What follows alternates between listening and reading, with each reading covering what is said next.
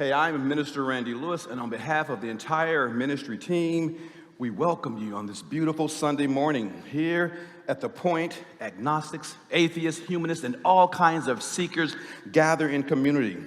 No matter what you believe or don't believe, where you come from, you are welcome here, and you are loved. And welcome to our online viewers and everywhere members joining us from all over the world. We're so glad that you're with us today. Now, our guest minister today, and some of you may know her, Reverend Dr. Celeste Lebak. Hold your applause, hold your applause, hold your applause. Now, she's the founder of the Restorative Justice Institute of Oklahoma.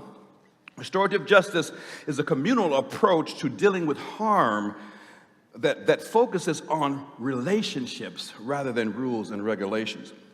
Now, many of you may also know her as the associate minister here at All Souls from 2006 to 2014. Now, she was my direct supervisor, so I know her really well, and she got on to me many times. She's an inspiration to many as an out and proud minister and beloved member of the Q Plus community. Now, let's welcome Reverend Lebak. Thank you. Yes. Now, if you're visiting All Souls for the first time, or if you're new to All Souls, we have a special gift for you. If you raise your hands, our ushers are here, and they'll make sure you get that gift. And keep them up until you get your gift. Yes, and we have a few up here, too. And after the service, you're invited to a special meet and greet in the Sonnen Library. It's out the sanctuary doors to your left there. Our Welcoming Souls team member will let you know about all the great things that are happening in this community. And now, if you will, join us in our covenant that's printed in your order of service. Love is the spirit of this church, and service is its law. This is our great covenant, to dwell together in peace, to seek the truth in love, and to help one another. Welcome to All Souls, where we love beyond belief. Now at this time, as our chalice lighter comes forward, now the flaming chalice, are you introducing Marlon? The flaming chalice is a symbol of the Unitarian Universalist tradition, a tradition to which this congregation is a member of.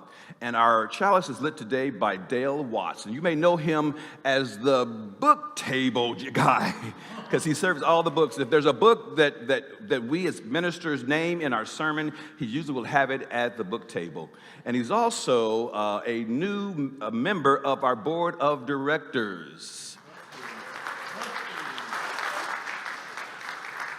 Let's welcome Dale.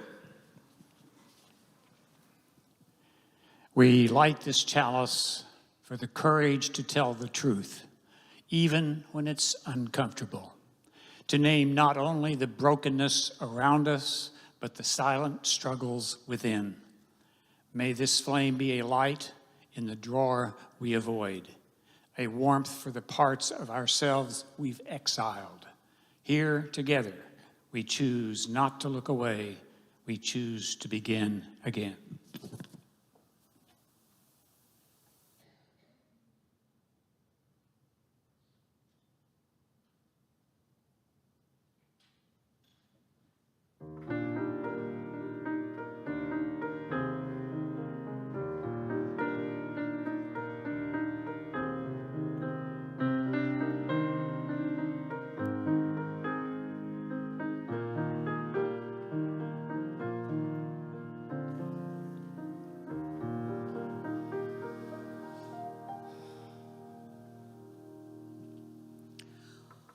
Once, in a little white house on Peoria Avenue, there was a drawer.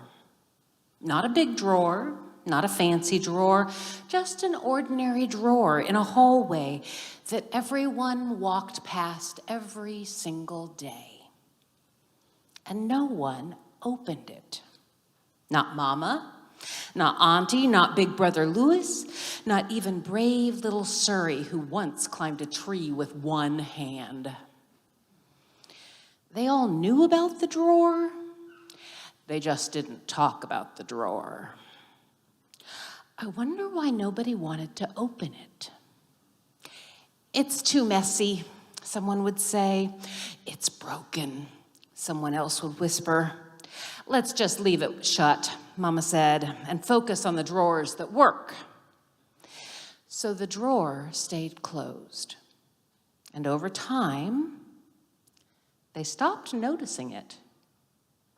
Almost.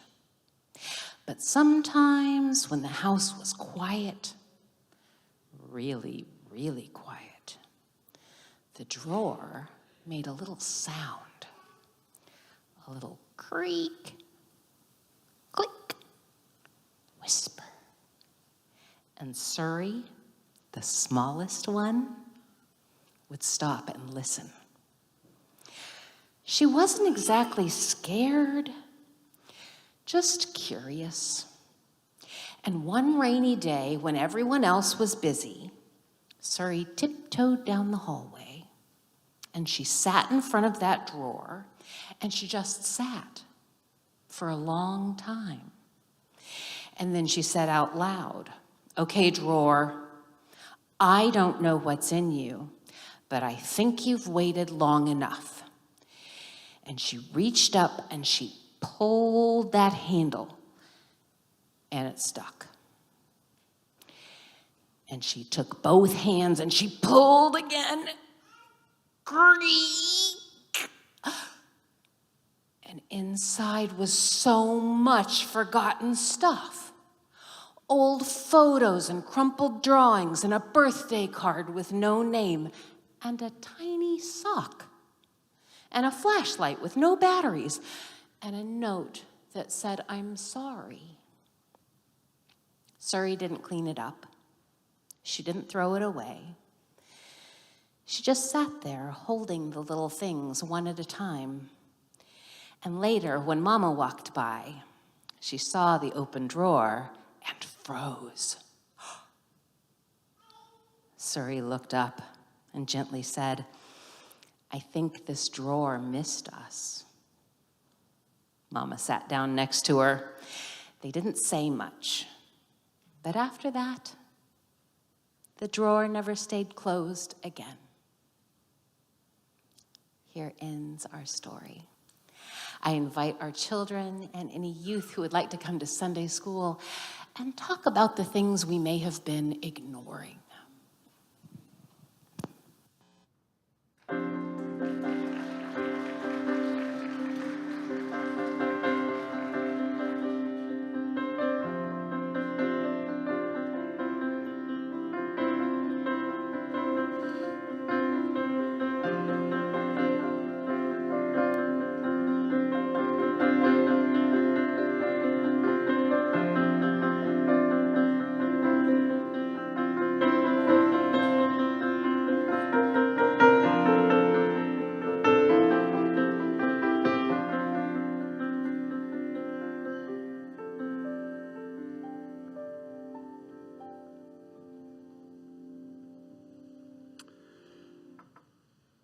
I've been given a reading by our speaker this morning, the wonderful Reverend Dr. Celeste Lebak, who I've had the incredible pleasure of being able to work with as a colleague for 9 years in this congregation, who really paved the way for the associate ministers in this congregation to be successful. She was the first one who was here for an extended period of time and really made this role something significant in a way that's allowed Reverend Barbara Prose, Reverend Randy Lewis, and others to really continue to be strong ministers in this community. So we're grateful, so grateful to have you with us this morning. This reading is an adapted excerpt from Ross Gay's Book of Delights. Ross Gay writes, "I've begun to think of delight as a way of holding ourselves toward what we love, even when it breaks us. Maybe especially when it breaks us. It's not a denial of pain, not a naive joy. It's more like noticing, a kind of deep attention. The kind that says, Even this I will not look away from. Like the first bruise on a peach, or the way someone touches the shoulder of someone that they've hurt, even though they're scared. Or how the sun still comes up in the morning after the worst news. And how somehow your breath still keeps going like it knows something you don't yet. I have walked through days that felt like collapse, where everything was undone, and what stayed, what held, was small. A cup of water, a glance, the sound of something washing the dishes just because. Maybe delight, maybe tending is how we say, I'm still here. Not fixed, not fine, just present. And that might be the most radical thing we can do. Not to flee, not to numb, but to stay near what trembles. And name it, and let it live. Here ends our reading.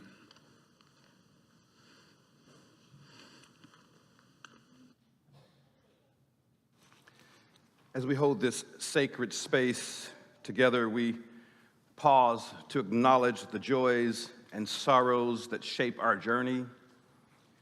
This morning, heartfelt condolences to Nancy Payne, Brandy Phillips, and family on the loss of Nancy's husband, Tom Payne, who passed away on yesterday.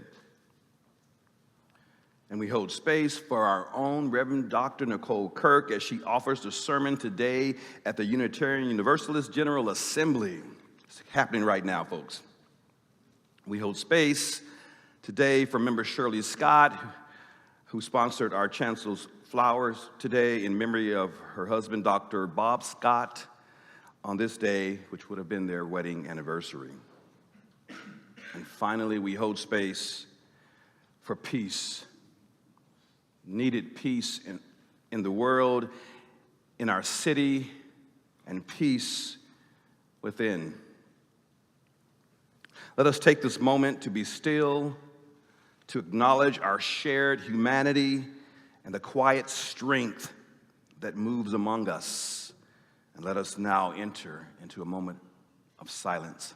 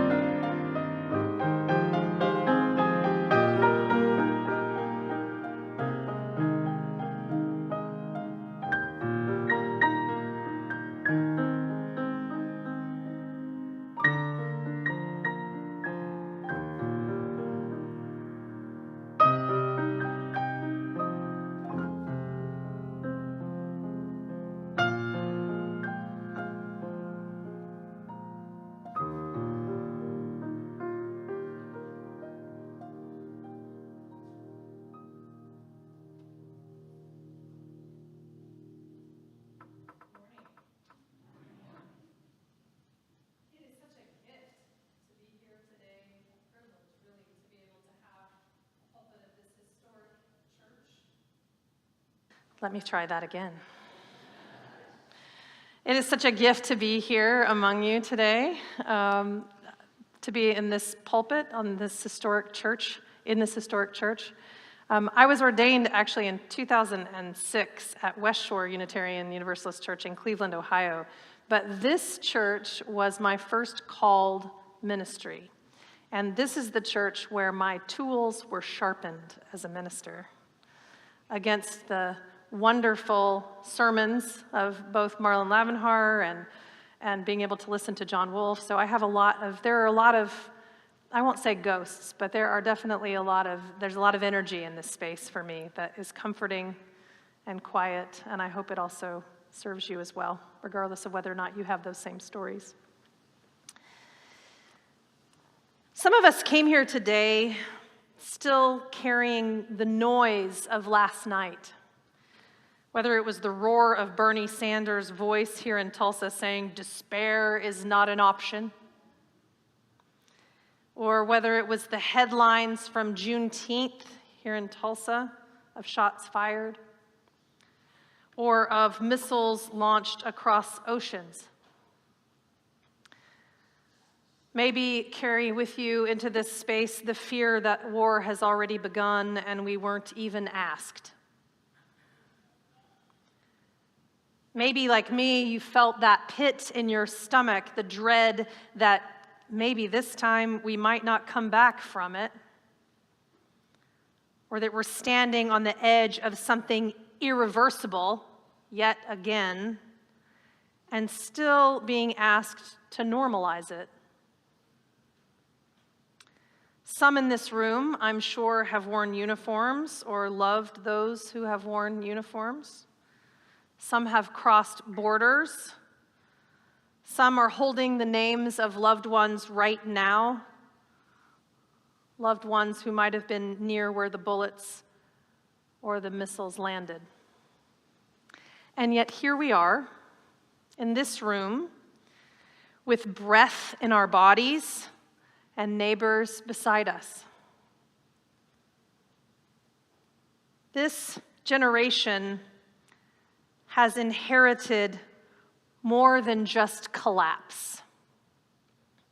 We've inherited the silence around collapse, the shame, the sense that to name what's breaking makes us ungrateful or unpatriotic or disloyal. But I refuse to believe that and invite you to consider that the opposite might be true. That naming the wound is a refusal to abandon what we know is worth saving, which means there's still time to notice what we'd rather avoid in the world and ourselves.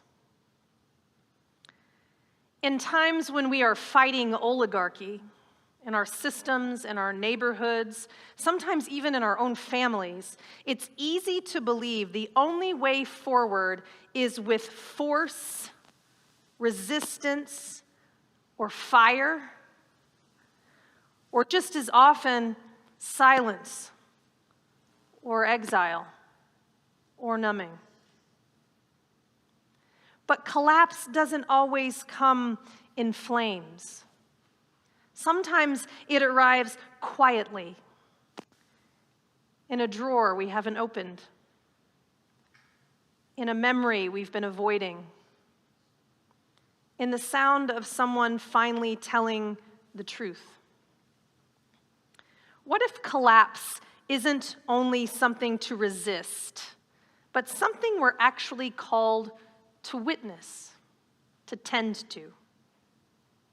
I've actually seen this happen right here in this community, in the person who drives their neighbor to dialysis every Thursday morning without ever posting about it, in the young adult who brings groceries to their grandmother and lingers longer than needed because they know their presence says more than the food,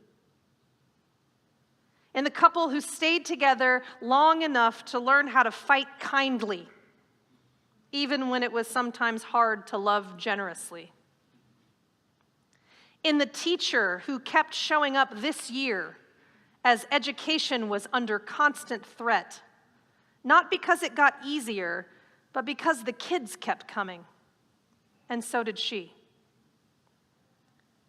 And the willingness of so many of you to show up to yet another memorial service, or to serve tea, or bring a casserole. Tending collapse isn't glamorous. It doesn't trend, but it does hold more of the world together than we actually realize. You heard the story earlier that I wrote about a drawer in the hallway, one that people walk past not because they're lazy, but because something about it whispers, "Not today." We all have something kind of like this. Maybe it's in our kitchen or somewhere else in our home, or maybe it's in our hearts. It might hold a letter you've never sent, or a photo you're not ready to look at, or a truth you're not quite ready to live with. But one day, not because everything is fixed, but because something in you is ready, you choose to sit down beside it and to take a look and to listen. Surprisingly, opening that drawer isn't what breaks us. It can actually bring us back. Sometimes what we find inside is a version of ourselves, one who might not have been ready to come out until now, because it believed our very survival meant closing it again. Sometimes collapse sneaks up on us. I actually forgot what my father used to look like. Not completely, but enough. After 20 years of watching his body twist and shrink from MS, I stopped remembering how tall he was. I stopped remembering the strength in his shoulders, the ease with which he once lifted me with one arm. That version of him became the past, and he was a shadow of his former self to me.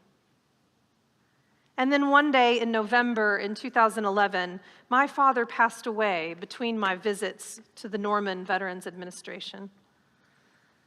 I made the difficult choice to see his body before he was cremated.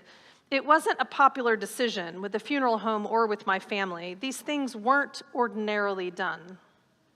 But I knew I wanted to see him, or a part of me wouldn't have believed that he had actually died. I had no idea what I would find. I was afraid. I had known him as curling in on himself into a wheelchair for over 20 years. But when I walked into the room where he was, and I saw him stretched tall and long on the gurney, all 6 feet of him, I remembered. I was able to see that he was so much more than his disease. I caught a glimpse of his body before the collapse. It undid me. Not in the way I actually feared it would, but in a way that truth can sometimes sneak up on us and allow us to finally exhale because it was no longer hidden.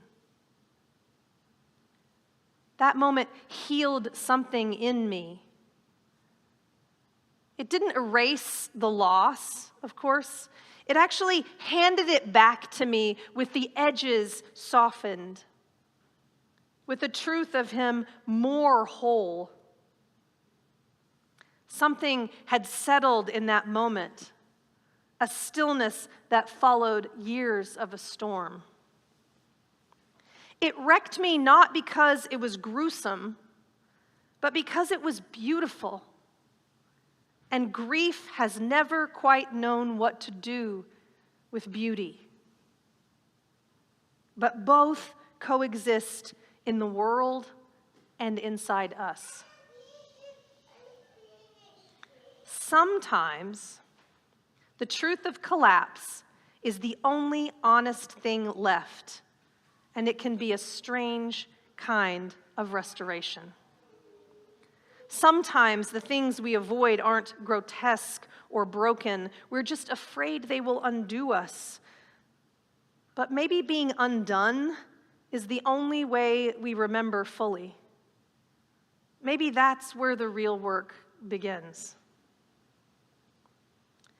We live in a culture built on urgency and perfectionism, a drive to fix, to move on, to solve it, and fast.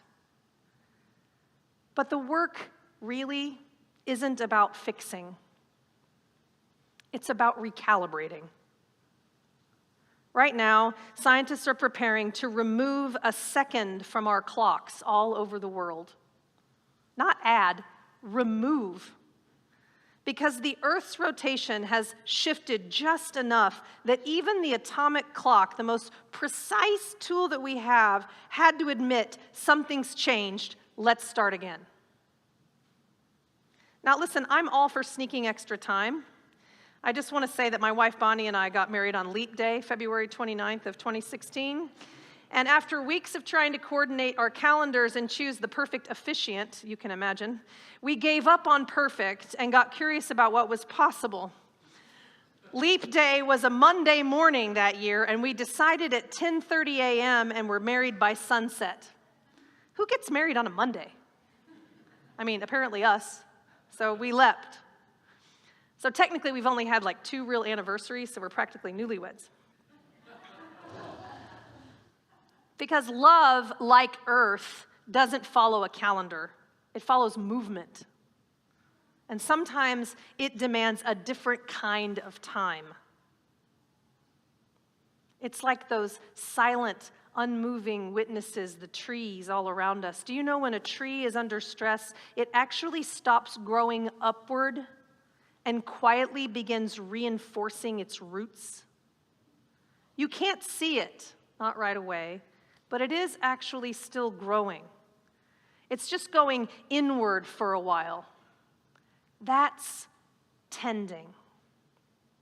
Not giving up, not collapsing, just changing direction. A few years ago, before my cancer diagnosis, I built a garden. Now, for those of you who don't know me, I don't do anything small. I started with 16 by 18 feet, full of tomatoes. I mean, this is huge. Full of tomatoes and greens and cucumbers and watermelon. I pulled weeds. I watched the bees find the blossoms. It fed my family. We had plenty to share, and it fed something deep inside me. And then, when I discovered I had cancer, during the treatment, I didn't have the strength to tend to one more thing. And so my 16 by 18 foot garden became a weed forest, literally, with weeds taller than me. And for 2 seasons, I just let it grow wild. Not because I didn't care, but simply because I couldn't. I let it stand as a kind of monument to my survival, to seasons, to what it means to love something even when you can't maintain it. And this year, through my treatment, and now beyond cancer, I asked for help. We cleared what needed clearing, we tilled, we planted new life, same soil, new season. That's what tending collapse can look like too. Just returning with breath, with help, with time. And while the world keeps shifting under our feet, tonight, for those of you who are tracking, amidst the news of missiles and shootings, the Thunder will play Game 7. And because collapse doesn't cancel the ordinary, it kind of folds into it. If you've been watching this series, you know, right? I think I have some new gray hairs, not just from our current president, but also from the Thunder game. Games. Back and forth, and big leads blown, and agonizing moments, and dropping the ball ridiculously a certain number of times. But then hope shows up, and then it disappears, and then it claws its way back. And it's been relentlessly painful and still full of possibility. Because the journey didn't stay in one direction, because collapse didn't cancel what could be, it just cleared space for it. So it turns out, collapse doesn't always end things. Sometimes it just reframes them, reshapes them, not by erasing what happened, but by clearing the way for what can happen next. In my work in restorative justice, we are present to a lot of harm. And we also spend a lot of time talking about what comes after the harm. So often in our culture, both the person who caused the harm and the person who experienced it are quietly pushed outside of the circle. Different doors, same message. You don't belong anymore. Both pushed to the margins, one because of what they endured, the other because of what they've done. And we hold space for them at RJIOK and say, you're not the worst thing that you've ever done, and you're not the worst thing that's ever happened to you. Because what is required for repair is not exile, it's relationship. Not necessarily with the one who caused the harm or transferred it, but always with someone willing to see us as more than our wound of the moment. Someone who can listen, bear witness without flinching, and know that we are in process. Sometimes the loudest decisions in the world, the kind that make headlines like shots fired and missiles launched, are just louder versions of what we're already doing inside of ourselves, pushing away what feels too hard to hold. But collapse isn't punishment. It's actually a cry for reconnection, a cry to see things just as they are, and also to see possibility. There are versions of ourselves that we exile. Maybe it's the one who couldn't speak up, or the one who kept adding to the drawer, or the one who numbed out, or lashed out, or the one who just survived. Tending and compassionately witnessing doesn't ask us to justify those parts. It asks us to appreciate the fear, the needs behind those choices, to recognize their values and say, you don't have to do that anymore. There's another way. That's where the healing begins. That's how collapse becomes compost. So let's be clear. I refuse the narrative that collapse means failure. I refuse the belief that war is inevitable. I refuse to become numb just to feel safe. We don't have to harden to be strong. We don't need to win to stay aligned with what matters. And we don't need to be unscathed in order to be trustworthy. So maybe today isn't the day you clean out that drawer. Maybe today you just sit beside it.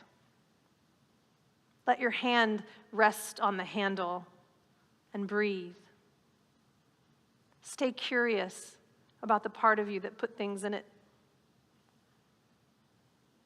Because tending collapse might also look like a phone call that you don't rush, or a question that you finally ask, letting yourself cry without needing it to mean something.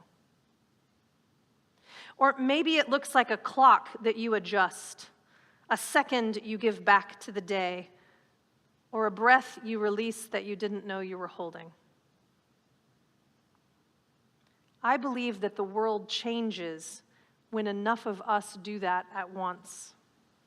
Not in headlines, but in the unseen. The neighbor who opens their door, the teacher who doesn't give up, the policymaker who asks one more question before signing, the activist who rests, not to quit, but to last. We can't unlaunch the missiles, but we can choose not to be complicit in silence. We can tend collapse with stubborn presence. We can plant again in soil we once thought was ruined. We can choose awe and attention. And we don't have to fix it all. We don't have to hold it alone.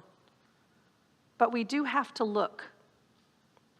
We can stay open even just a little to the edge of our discomfort, to the edge of our becoming.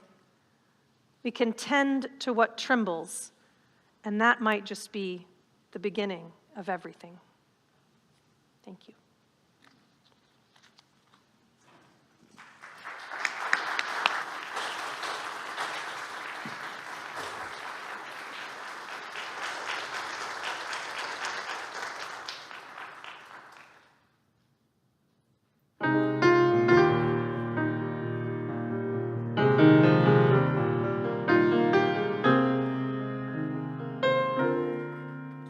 There is more love somewhere. There is more love somewhere. I'm gonna keep on till I find it. There is more love somewhere.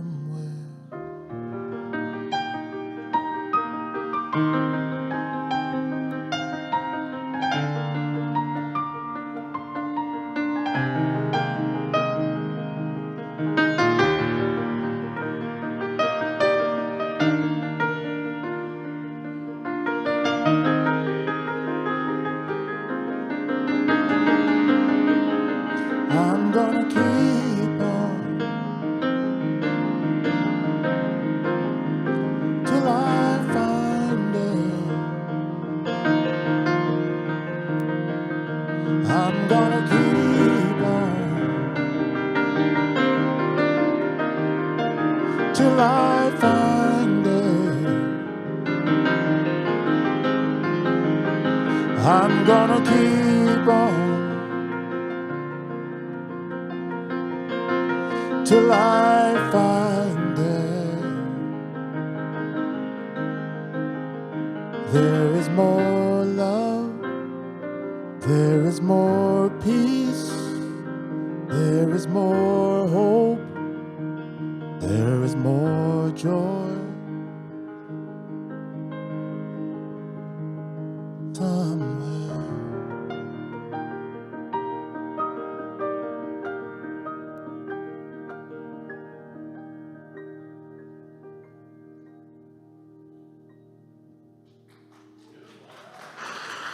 All right, David Schmidt. Well, I have to tell you that having Dr. Lebak back with us this morning and hearing that exquisite message, it just reminds me of how many amazing, wise, talented clergy we've had here at All Souls over the years and that we continue to have, and it's just such a joy. Thank you so much for that message today. I needed that. I really needed that. I want to ask you, have you heard of an organization called the Gender Umbrella Assistance Collective, affectionately known as GWAC? It's kind of a mouthful otherwise, right? But the Gender Umbrella Assistance Collective is led by and is for two-spirit, transgender, and gender diverse individuals, and it provides direct financial support, housing, healthcare support, and resource referral to folks. And I just want to say, in honor of Pride Month and just in honor of what we value here at All Souls, our collection today is going to go completely to GWAC. And so I hope you'll give generously in just a moment when we have our offering. We give away, every week we give away our offering plate to organizations in our community that we believe in, that are doing good work. And it's one of the ways that we live our values in the world beyond these walls. And so I hope you'll give generously when it comes around. And also, I know that a lot of folks have been asking me and trying to wrestling with all the different things with this gender diversity that we have in our world today. It's something that's fairly new to all of us, really, and certainly, folks from, before Gen X and older generations are like, what's all this going on? There's so much that we talk about gender and non-binary, and it's hard to even stay up on all the language about it and everything. And so one of the things that we're doing starting today and for the next 6 weeks here at All Souls is that we are offering a class in the afternoons following our services on Sunday called Beyond the Binary. And so there's going to be lunch, and there's a sliding scale for lunch, so everybody can participate and get fed. Because, one of the things that I realized, too, here at All Souls is that a lot of people come in and they hear me talking and some of our other ministers and speakers who are very open on these issues, but we also recognize that folks come and not everybody's heard about all this stuff or had an opportunity to learn and grow. Plus, things keep changing. So even though I've been studying these issues for a long time, even I'm continuing to learn. Every year there's new things. So I'm looking forward to learning as well over the next 6 weeks. I hope you'll join. Let other people know if you can't today, maybe next week, but be a part of this 6-week series in some way. Share it with others so that we can be the most inclusive place possible so that everybody who walks through our doors feels welcome, feels honored, feels respected, feels loved. So thank you. I want to let you know about that. And then we'll continue even after the 6 weeks. Throughout the summer, we're going to continue to have classes, lunch, programming, and things like that in the afternoon. So please join us throughout the year or throughout the summer, rather, for all those classes and opportunities. Then also, if you're here for the first time and you're interested in learning more about All Souls, you're kind of like, what is this interesting place? Right in the Sonnen Library, just out to the left after the service, I'll be there and some members of our welcoming team to answer your questions and tell you more about All Souls. So welcome to everybody who's new and visiting us today. It's great to have you with us. It's great to see everybody. Let us now receive our offering for GWAC, the Gender Umbrella Assistance Collective.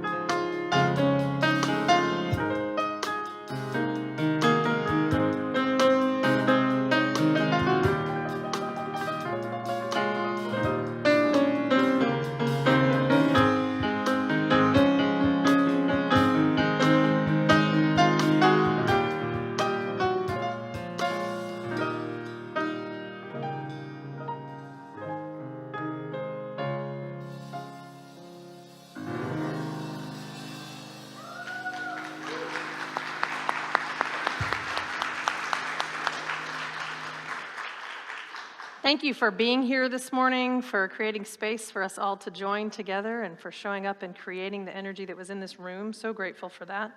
Go in peace. May you not forget the infinite possibilities that are born to you of gratitude and of hope.